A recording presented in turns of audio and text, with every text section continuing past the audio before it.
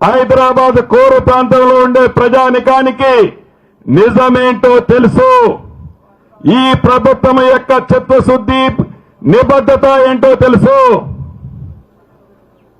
అంతేకాని వారిని ఫ్రంట్ రోల్లో పెట్టి వేలాది ఎకరాలు అక్రమంగా సంపాదించుకున్న ఆస్తులని ప్రొబిటెడ్ లిస్టులో ఈ ప్రభుత్వం వచ్చిన తర్వాత పెట్టిన ఆస్తులని రిలీజ్ చేసుకోవాలని మీరు కంటున్న కలలో ఈ ప్రభుత్వంలో పప్పులుడకవు. ఈ ప్రభుత్వంలో పప్పులుడకవు. ఎలా చేయాలో మీకు అక్రమంగా సంపాదించిన ఆస్తులు ఎలా మీరు రెగ్యులైజ్ చేసుకోవాలని తపన పడుతున్నారో ముక్కు తాడేసి ఎలా కట్టాలో ఈ ప్రభుత్వానికి తెలుసు.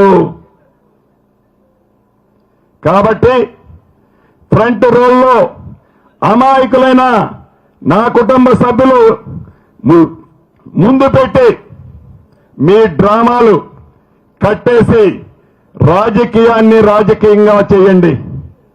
రాజకీయాన్ని రాజకీయంగా చేయండి. మీరు మాట్లాడుతున్న మాటలు సొల్లు పురాణాలు కాదు. సొల్లు పురాణాలు కాదు. సొల్లులు చెప్పి ప్రజలను మద్దతు పెడుతున్నాను అనుకోవద్దు. మీ సొల్లు పురాణాలు ఇకనైనా బంద్ చేయండి.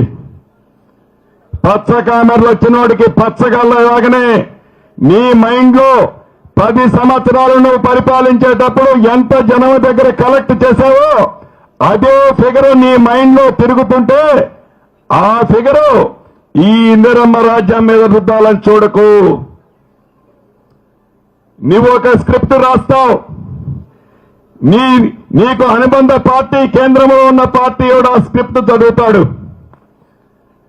ఆ సోదరుడు ఒక స్క్రిప్ట్ రాస్తాడు. దాన్ని నువ్వు చదువుతావు. తోడు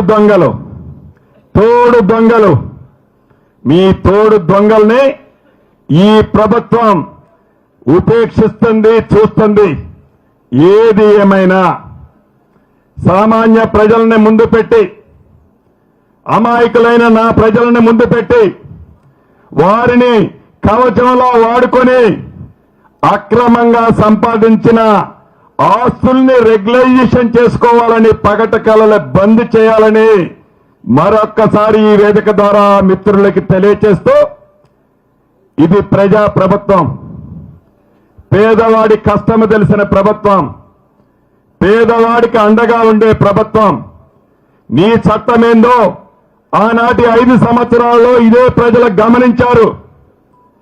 ఎస్, ఈ భూభారతే వచ్చే ఎన్నికల్లో మా ప్రభుత్వానికి రెఫరెండం అని చట్టం పెట్టే నాడు చెప్పాం.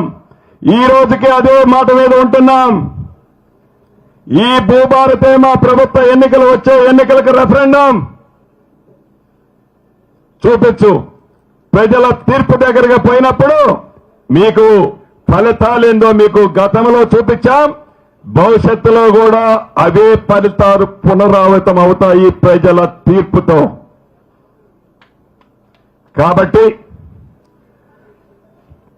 ఏదైతే ఈ బేతపల్లి గ్రామం ఉందో, రెవెన్యూ గ్రామం, ఒక్క బేతపల్లి గ్రామమే కాదు, ఒక్క పాలేరు నియోజకవర్గమే కాదు, ఒక్క ఖమ్మం జిల్లా, ఉమ్మడి ఖమ్మం జిల్లా అదే కాదు, ఈ రాబోయే 1.5 ఇయర్లోపు పెద్ద ఎత్తున రాష్ట్రంలో ప్రతి అంగుళాన్ని సర్వే చేసి న్యాయబద్ధంగా ఎవరికైతే భూములున్నాయో, సమస్యలు లేని, పంచాయతీలు లేని భూములని తల్లిదండ్రులు వాళ్ళకి పిల్లలకి ఇచ్చే విధంగా ఈ ప్రభుత్వం ఈ కొత్త చట్టం ద్వారా రైతన్నలకి వారి ఆస్తులని వారికి ఇస్తూ దానికి పూర్తి రక్షణగా ఈ ప్రజా ప్రభుత్వం ఉంటుందని కూడా ఈ వేదిక మీద నుంచి రాష్ట్ర వ్యాప్తంగా ఉన్న నా రైతన్నలకి ఈ వేదిక ద్వారా తెలియజేస్తూ, ప్రతి జిల్లాకి ప్రత్యక్షంగా నేనే వస్తున్నాను. మీ కష్టాలు ప్రత్యక్షంగా చూస్తా. మీరు చెప్పిన ప్రతి సమస్యని ఇంటా.